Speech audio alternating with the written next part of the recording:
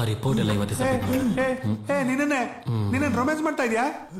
ನೀನು ಫ್ಲರ್ಟ್ ಮಾಡೋ ತರ ಕಾಣ್ತಿದ್ಯಾ? ನಮ್ಮ ಭಾವನ ಸಮಸ್ಯೆಗೆ ಒಂದು ಸೊಲ್ಯೂಷನ್ ಕಂಡಿಡಿ. ಏನು ನಮ್ಮ ಭಾವ ಇಡೀ ಕರ್ನಾಟಕದಲ್ಲಿರೋ ಆಕ್ಸಿಜನ್ ತಗೋಬೇಕು ಅನ್ಸುತ್ತೆ. ನನ್ನ ಬಗ್ಗೆ ಗೊತ್ತಿಲ್ಲ ನಿನಗೆ. ನನ್ನ ಮಗನ ಮರ್ಯಾದಿಂದ ಇರಲಿಲ್ಲ ಅಂದ್ರೆ ನಿನ್ ಮುಖ ಹೊಡೆದಾಗ್ತೀನಿ. ಏನದ ಸಮಸ್ಯೆ? ಪ್ರಾಬ್ಲಮ್ ಏನೂ ಇಲ್ಲ ಸರ್. ಏನೂ ಇಲ್ವಾ? Cool, B cool. ನನಗೆ ಗೊತ್ತು ಮೈಕಲ್ಲಿ ಹಾಸ್ಪಿಟಲ್ನ ಚೆನ್ನಾಗಿ ಹ್ಯಾಂಡಲ್ ಮಾಡ್ತಾನೆ ಅಂತ. ನನ್ ಮೇಲೆ ನಿನಗೇನು ಕೋಪ ಇಲ್ಲ ಅಲ್ಲ? ಅಯ್ಯೋ ಯಾಕೆ ಸರ್? ಅಲ್ವಾ, ನನ್ ಮೇಲೆ ಕೋಪ ಇರುತ್ತೆ ನಿನಗೆ. ನನಗೆ ಒಂದ್ ಸ್ವಲ್ಪ ಕೆಲಸ ಇದೆ.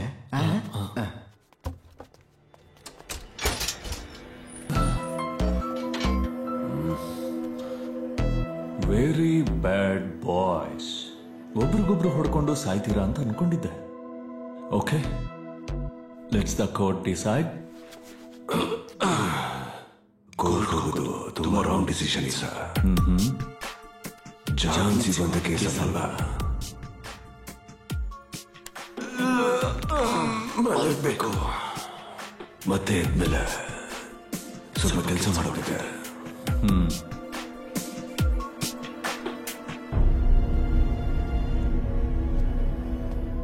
ಮಾರ್ಕೋಗೆ ಬೇಲ್ ಸಿಕ್ಕಿದೆ. ಎಲ್ಲ ಕಾನೂನು ಪ್ರಕಾರನೇ ನಡೆಯುತ್ತೆ.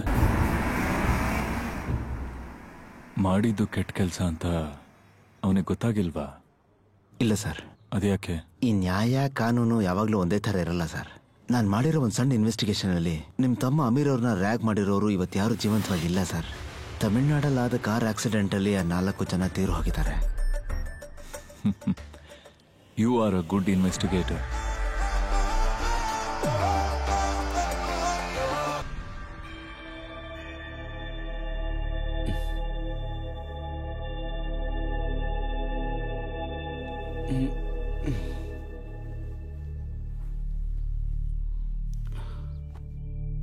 ಇವತ್ತಿಂದ ಪವಿತ್ರವಾದ ದಿನ.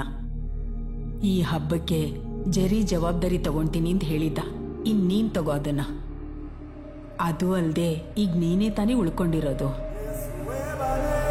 ಅದಕ್ಕೆ ಮುಂಚೆ ಅವ್ರನ್ನ ನಾಶ ಮಾಡಬೇಕು. ಆ ಹುಡುಗಿನ ಮತ್ತೆ ಆ ದೆವ್ವನ.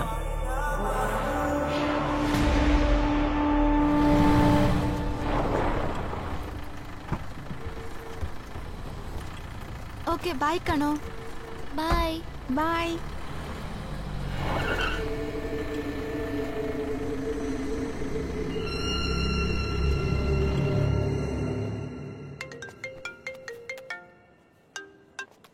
Mike, he's asking me to fly. He's asking me to fly.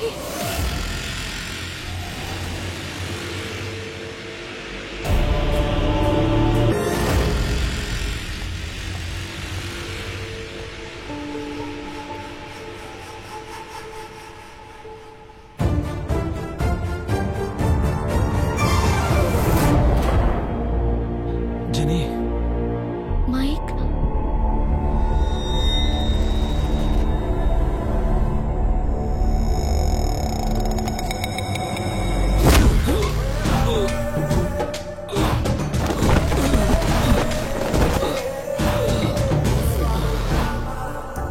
Let's fight doctor. ನಿನ್ ತಂಗಿನ ರೆಫರಿ.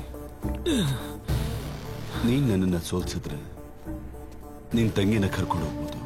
ನೀನ್ ಸೋತ್ರ ಅವಳು ಇಲ್ಲಿಂದ ಜಂಪ್ ಮಾಡ್ತಾಳೆ.